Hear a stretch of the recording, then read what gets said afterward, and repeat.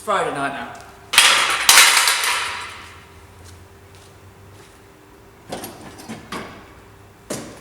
Friday night, and I've come back to work to film this video for you.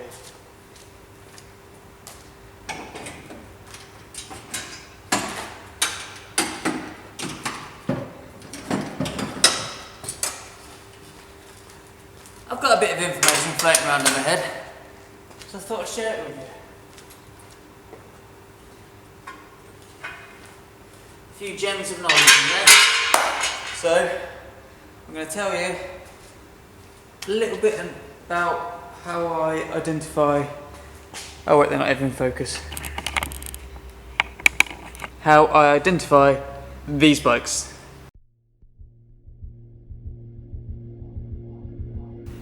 Right, say you just bought a bike. It could be in any sort of condition, but you want to find out who the manufacturer is and what date it came from, because you want to do a complete restoration on it. You want to restore it back to its original form. How do you do it? Well, this one right here is the easiest to identify. So basically, this bike has it written on for me. It is a Carlton. It's made by Carlton, and it is called a CYCLONE. There's a couple of other things you should look out for. Well, a few things that stand out to me on this bike before I'd even start looking at Google, looking at the other websites to look at. The bottom bracket. The bottom bracket has, what do you call it, a square taper. It's square and it's tapered, yeah, that'll do. So that to me says possibly late 70s, 80s and above. For this kind of like road bike anyway. If it was a town bike, it might still be cottered. It's obviously got no crankset on it, so we're going to have a look at what speed it is. We've got a mark in here that is left from a down tube shifter. Follow it down. You've got the brazed on cable guide for a front derailleur. You've also got the mark there, and you've got one for the rear derailleur. So it's going to be a 10-speed bike. This probably going to have 27-inch wheels, but the easiest way you can do your research now is to pretty much just go on Google. I have a feeling that this bike, being a Carlton and owned by Raleigh, will have Raleigh components. But a Google image search, a Google search will show that. So if you search on Google, it will bring up plenty of these bikes. There'll be loads of pages with people restoring them or having had them, and they'll give different reviews. You can use the image search and it will give you detail, give you images to show you what the brakes were, what the crankset looked like, what else? What the derailleurs looked like, what pump it had on it. It'll give you all sorts. So you can just build a bike looking at Google, really. If you want to find the original catalogue, then there is a website called the Veterans Cycle Club, and they have a library on there which is a massive database of old catalogues, old brochures, badges, different things that are a massive history archive of bike manufacturers. And I guessed sort of around 1980, and this bike first appears in the 1979 catalogue. So in the 1979 catalogue it says it can either come in a 5 or 10 speed. This bike was a 10 speed, so I built it as a 10 speed. So there you go. Simple for this bike because it's already got all the stuff on it for you. You just need to know where to look. One more point as well. I tend to play around with British bikes, so I know that pretty much after 1960, all these different British brands like Carlton, Rudge, Norman, what else have we got over there? BSA, Humber, etc, etc, etc. They're pretty much all owned by Raleigh, and thus if you flip it over, you will see they've adopted, I'm not even going to be able to focus on this, but on the bottom there is a rally serial number, which I am not going to be able to focus on. Hopefully that's focused, but I'll put the serial number up anyway. Looking at the serial number, I can tell where it's made in Worksop. The second letter tells me the month it was made, which is October. The third, the number, tells me the year it was made in this form, and that's 1980. And the rest of it's just the serial number of the bike, like the production number. So that's another way to identify the date. Rally have gone through loads and loads of different styles of logging a serial number, so just watch out for them. There's also a website that I use for that, which I will link below, and I'll probably show you as well. So yeah, have a look at there. But if you've got a bike like this, easy to identify. However, one stage harder, I guess, one stage harder than that, is when you have a bike like this. This was a fully complete bike when I got it. I've stripped it down already, so it's ready to be sent off to the powder coaters to be sandblasted. And I have managed to identify it despite this horrible yellow paint that someone in the past has painted it. They have just laid it on with a brush, gone over the whole bike. They even went over the head badge. Right. If you're lucky with these, like I was, the bike and all its parts were mostly intact. I know it was a 3-speed because it came with a 3-speed wheel set. So going by that, I know it was potentially a town bike. It had a BSA badge, which is now taken off because I've already stripped it. It had a BSA badge on the front. So I figured BSA was a safe bet. Now with it being painted, I wondered if the original transfers and the original paint were still underneath. So I had a go at scraping back the paint to see if I could reveal what was underneath. Unfortunately, they'd done quite a good job of preparing the bike. So they've actually sanded back to bare metal and then painted on top. It's actually pretty well done in preparation phase. Why does this camera never focus?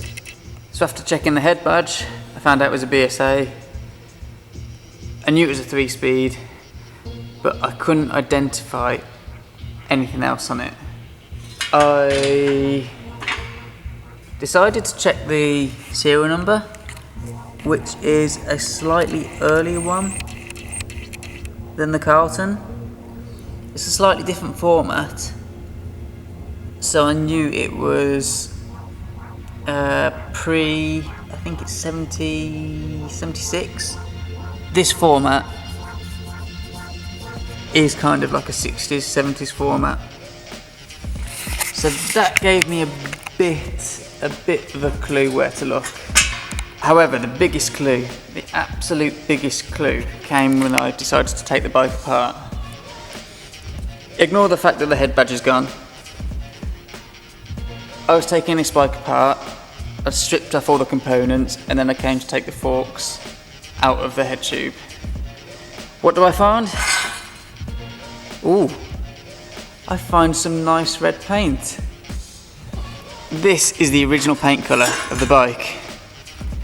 This beautiful red here. Whoever had indeed changed the colour of this bike hadn't actually stripped it down. They'd just sanded the bike down as a whole and painted it. So I had a bit of a clue here. I was looking for a red bike Unfortunately, the BSA catalogues on Veteran Cycle Club are limited, so that wasn't much help. But a Google image search just for something like BSA vintage men's bike, it threw up the bike that I needed. What sealed it for me was when I took the head badge off. Okay, when I took the head badge off, I found underneath this blue paint. Now the head badge had been painted over, so this blue paint is original. So I was looking for a bike that was majority of red, it was majority this colour, but also had a blue head tube. And normally when it's got a blue head tube, it's potentially got a blue on the seat tube as well somewhere as a contrasting detail. So I did this Google image search. I had a look around, scrolling through the images, and I came across the BSA Bermuda. It matched pretty much everything: the paint colour, the style of the bike, 3-speed, the town bike, everything matched. So that settled. This bike is was a BSA Bermuda. It was a little bit more work to find out the identity, but we got there in the end. I'm planning to actually restore this to how it was with the red. That red is gorgeous. I love it. So I'm going to try and get that red back to how it was all over the bike. I'm going to try and get the blue back, but I don't know about the decals, transfers, whatever you want to call them. I don't know if I'm going to get those back to original, because no one actually makes them. Okay, bike number 3. This old rusty thing. I saw it on eBay and thought I'd just take a chance of it. It is absolutely covered in rust. Everything is seized. You've got, yeah, it's knackered. It's going to take a lot of work to get this bike back to how it was. But the guy who advertised it said it was a 1920s, and I don't have a 1920s bike. So I thought I'd buy it and restore it and keep it in my collection. Now looking around it, I can tell you straight away what brand it is. There's 2 places, even though it doesn't have a head badge, there's no head badge on there whatsoever. It does have that Rally Heron right there, and it has the Rally Heron chainring. So straight away, that tells me this bike is a Rally. Next up to look for is the serial number. Now, as I said before, Rally aren't exactly consistent in the early years with their serial numbers. This one reads 98319K, and if you go onto the website that I'll link below with all the different serial numbers on and the years, it doesn't actually list one with a case, what do you call that, suffix, a K suffix. It does, however, list a series of codes from the sort of like 1920s through to the 1930s, I think it is. So applying that to that, I've looked at the K, tried to fit it into that sequence and come out with a bike between 1930 and 1933.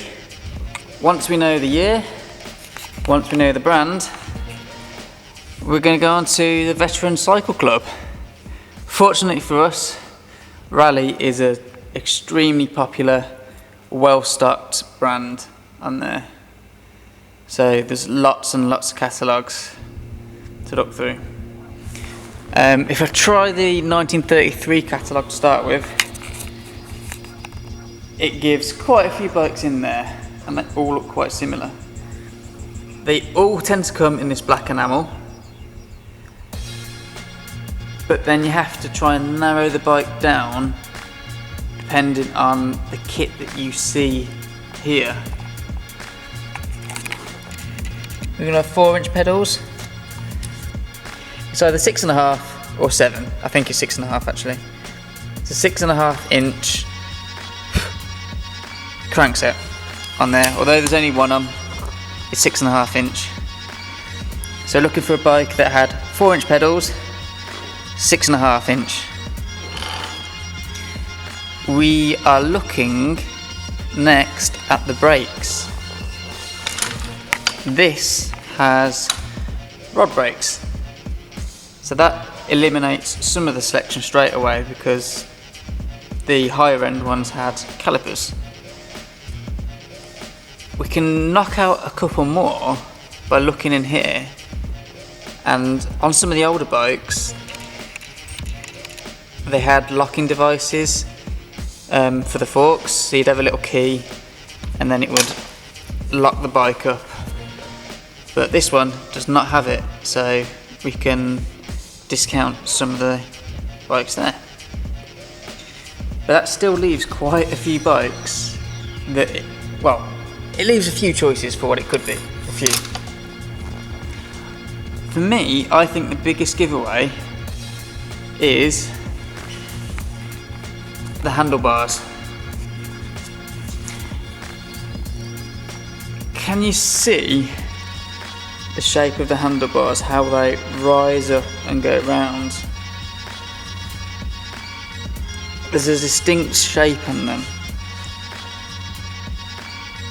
Looking at some of the bikes in the rally brochure, a lot of them seem to have more of a flat all the way along and then curve round, whereas this has a distinct rise and it does go forward slightly, so it has a bend forward. To me, looking at that, it goes down to one bike there, which I think it was the Rally Popular Lightweight Roadster, I think that's what it was called. I think looking at those points, despite having no markings on it whatsoever, it is an indication to, the model. I think, looking at those different points that I've shown, this bike is a 1933 Rally, insert name here. As for the speed, as in I think it will either be a 3-speed or a single speed. You can sometimes tell by the spacing. It's about 110. So yeah, 3-speed hub should fit in there. Yeah, we'll go 3-speed on this bike. We'll build this. If I can get it apart, because it is seized solid, if I can get this part apart, I will turn it into a 3-speed. I hope this video helps anyway. I'm going to go home now and have my Friday night pizza. Hopefully it did help you. Hopefully it gave you some advice to identify your own bikes. And if it did, leave a comment or a like, and I will try and do some more videos like this. I've obviously got all these 4 to build, but I've actually got I have 23 bikes in my collection so far, and you've only seen a handful. So there's lots more to show. Give me some feedback.